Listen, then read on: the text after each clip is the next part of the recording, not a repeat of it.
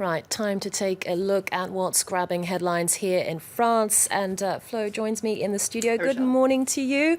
Now, lots of focus on a petition calling for the president to pardon a woman who was sentenced for killing her abusive husband. That's right. This is Jacqueline Sauvage. Let's take a look at the front page of 20 Minutes. Will Jacqueline Sauvage be pardoned? Now, in 2012, she killed her husband, an end to 47 brutal years of what a lot of papers are calling marriage hell. He sexually and physically abused her and her children. She shot him 3 times in the back, and she was sentenced to 10 years in jail. And what's interesting is her case has really struck a chord in France, and this petition that you're talking about, 380,000 people have signed it, including some very high-profile politicians from across the political spectrum. For instance, you have the socialist mayor of Paris, Anne Hidalgo. You also have the president of the Île-de-France region, who is from the opposite party, from Les Républicains, Valérie Pécresse.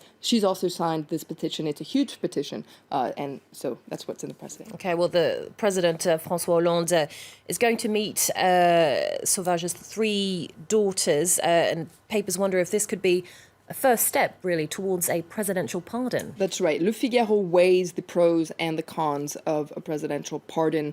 A pardon certainly would be a victory and a nod to feminist groups and groups that are trying to raise awareness about battered women, but it would be a major slap in the face to France's justice system, according to Le Figaro, because both in the initial trial and then in an appeals trial, justices deemed that she did not kill her husband in self-defense. She could have left her husband instead of killing him.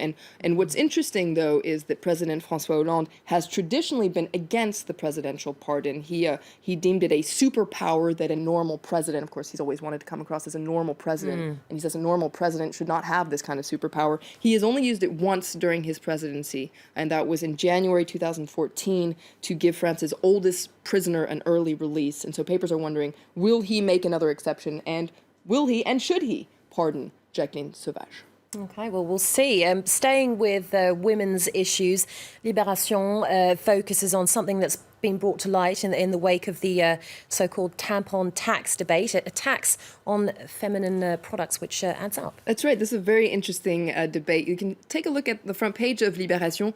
It looks at the cost of being a woman. The tampon tax really... Expensive. Yeah, it's very expensive. Expensive every day. Because that's what the tampon tax really brought to awareness, is the fact that, every day women have to pay more for various things. And feminist groups have sounded the alarm over what they call gender marketing, gender branding. And in Libération, if you don't understand this concept, has these funny cartoons explaining them. For instance, haircuts. Now, women pay more for haircuts. Now, some people might say that's normal because our hair is longer, but even women with shorter hair pay more for a haircut. 75 euros instead of 45. Same goes for other services like dry cleaning for the very same shirt. And Libération also takes a look at products like deodorant. You can see here this man putting on some women's deodorant.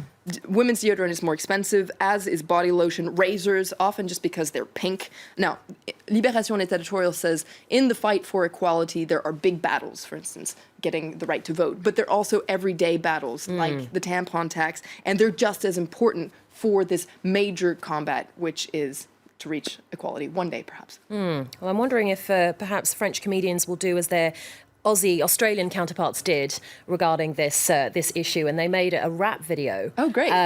About the whole tampon tax debate. It was quite funny. You should check it out. Well, moving on to something different now. A French philosopher has been admitted to the Académie Française, a high-profile council for matters pertaining to the French language. That's right. This is Alain Finkielkraut, and he is on the front page here of Le Figaro. He has become immortal because members of the Académie Française are known as les immortels because they're members for life. Now, what is l'Académie Française? You can take a closer look at La Croix. It's an institution that was actually officially established in 1635 by Cardinal Richelieu. It was suppressed during the Revolution, brought back by Napoleon Bonaparte. It's a big deal, but it's kind of old-fashioned. And La Croix actually looks at the debate. What is the point of the Académie Française today? Critics say it's not modern enough, but its fans say, no, it's a very important guard dog. It's a safety net for the French language and French culture in general.